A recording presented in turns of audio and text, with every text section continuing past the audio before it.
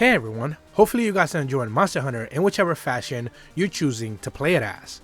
And today I'm going to do a very quick follow-up to my latest Monster Hunter Now video, where we essentially covered pretty much all of the active events that both Niantic and Capcom have confirmed for both late December of 2023 and early January 2024. I went over pretty much all of the events that they have already confirmed, and in one of those events they made a very quick mention regarding some of the adjustments that they are going to be doing to hunt-a-thons. Remember that in the December update, hunt-a-thons were pretty much added into the game, so you can essentially have access to monsters that are not necessarily usually available in the area in which you are currently fighting them in, because essentially what it means is that monsters appear pretty much randomly out of place. They don't necessarily have to if you're in a forest or a desert or any of the different biomes, but instead they just kind of appear randomly in this hunt-a-thon portals. And because of those news providing us some information regarding the hunt-a-thon updates, I kind of wanted to seek out what the actual updates for the hunt-a-thons are, and in their Japanese community blog update they did confirm that as well. I'm going to be showing some images on the screen here from the translated page, where they essentially pretty much go through all of the details that we didn't necessarily know ahead of my latest video. And I also want to quickly talk about the Happy Hunting New Year's event that they also announced pretty much late in the day yesterday.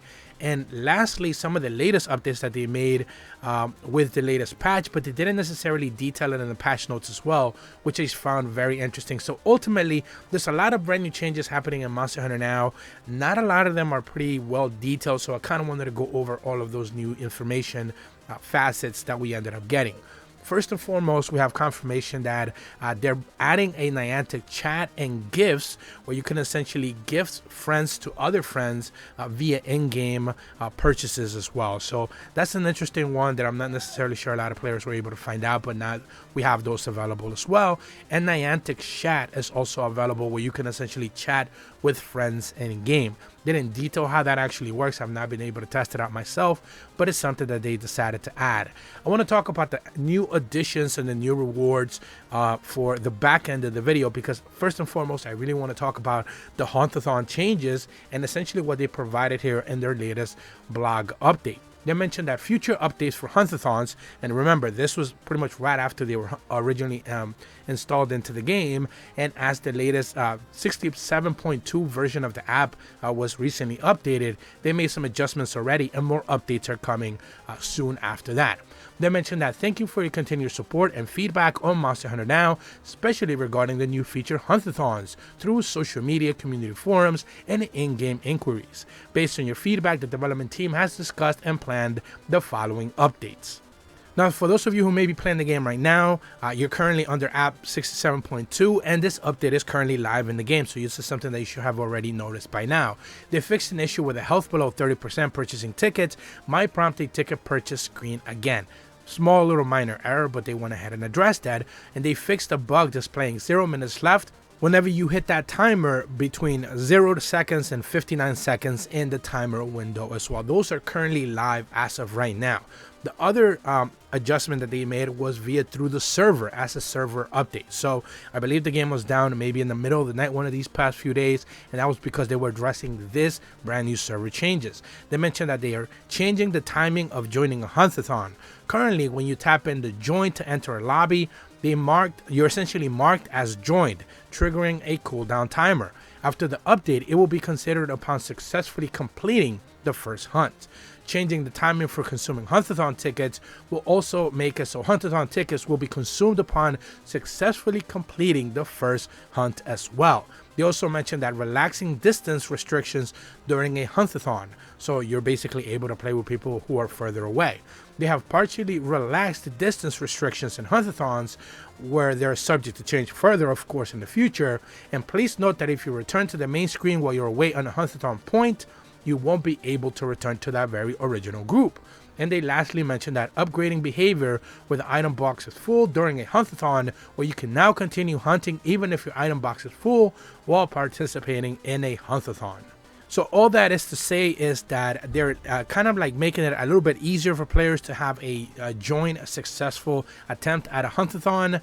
Whenever you join, the timer takes in a little bit longer to cool down. Whenever you're actually there, your rewards are given after the hunt is finished, and they relax the distance restrictions for you to be able to hunt-a-thon with players who are further away, and even those players who are having item box full issues. Those are also going to be addressed and have been as well. All that is to say, basically every hunt-a-thon you should be able to join going forward into the future. They should be made a little bit easier for you to be able to sustain your connection with other players. Meanwhile, though, they're also adding changes to the new Happy New Year's event when it comes to hunt-a-thon changes between the 23rd of December, roughly about when this video goes live, and the 8th of January. They mentioned that through strength, Sinnoger's 6-star monsters and higher during this event will be featured as well. After the event, they will revert to 6-star minimum monsters. We covered actually in the last batch of news where essentially Sinnoger up to 11-star will be appearing based on how far you actually are in the game. If you've unlocked 11-star monsters, they'll be appearing a little bit more commonly than usual, and they also plan to make some changes that 5 stars will reappear in future updates as well. So Sinnoger is a monster that they've kind of limited in a way, and it seems that they're going to be addressing that going into the future. Other hunt-a-thon changes, they mentioned that they're planning these for early January 24. They're making it easier to access other gathering points when hunt-a-thon points are already nearby, and they're making it clearer whether a hunter is within outside of accessible range of a hunt-a-thon. So again, limiting that distance of the hunt-a-thon probably wasn't working all that well for them, so they're basically going to make it a little bit easier for you to be able to get more players into your hunt-a-thon. The last set of improvements that they mentioned here for hunt-a-thons are coming in spring after January. They're mitigating situations where the timing of hunt may be off during assets download. So pretty much maybe some errors that are happening as you connect with other players, those will be addressed slowly as they progress and they make their way into the spring. Allowing the skipping of missions or introduction scenes for the 5th monster. So essentially skipping scenes is something that they should have already done, but they're going to be doing that going forward. Improving the display of the start time during the preliminary state is something that the game already does, but they're going to be making it a little bit better. They're going to be making it clear that without going into hunt-a-thon points on how much the cooldown time is left. So again, some UI changes being addressed there, just like they mentioned above. They're also mentioning displaying information such as the number of hunters currently participating on a hunt-a-thon at that point will be displayed. So this is something that, again, make sure that you have a proper connection, you join into the lobby, and instantly you should be able to show up for everyone else's screen, which is one of the issues that they're having with hunt-a-thons right now.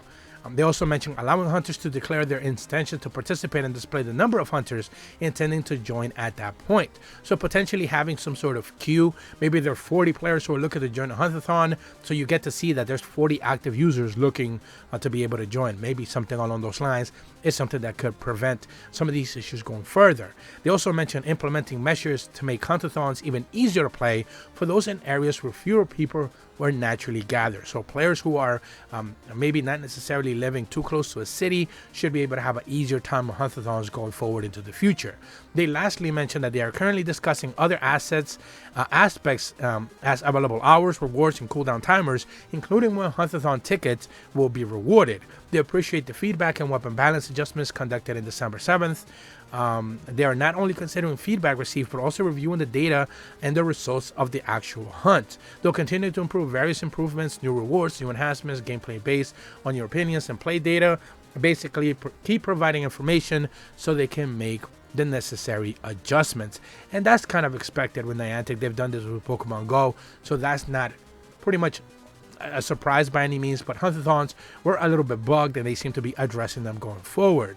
The last thing I do want to talk about here is the new rewards for hunters. Now, these are going to be live most likely by the time this video goes live on December 23rd, where they mentioned that in the addition of the events that they have already announced, they're going to encourage a brand new campaign to find rookie hunters, where you basically can get, I believe, 5 potions, 5,000 Zenny whenever you join the game before January 8th. and basically you're going to be able to obtain a brand new couple of rewards as essentially a brand new rookie hunter. So these are most likely not going to be rewards for elderly huntsmen, I guess, in Monster Hunter Now by any means, but new hunters who are starting to join their experience are going to be able to get a couple of rewards starting on the 23rd of December all the way to December 8th. Remember that December 8th is pretty much, I believe, the deadline date for pretty much all of the events that we have right now in the game and everything that I covered in my last video. So more information will be coming after December 8th, most likely for the January roadmap finally fully being revealed. But that's about all the information that I have for Monster Hunter Now today. There's been a lot of changes for the game. I'm actually happy that they're doing some of these changes. Hopefully they bring some more people along. I have seen that profits for the game are kind of like starting to take a turn for the bad in Japan. So hopefully that's not, you know, something that makes them reconsider and kind of drop the game altogether. Hopefully they keep supporting it, as we have a long way to go until we get our hands on Wilds in 2025. If you're brand new to my channel, be sure to leave a like and subscribe. Hit the bell to receive notifications when the videos go up. And as always, thank you so much for watching. See ya.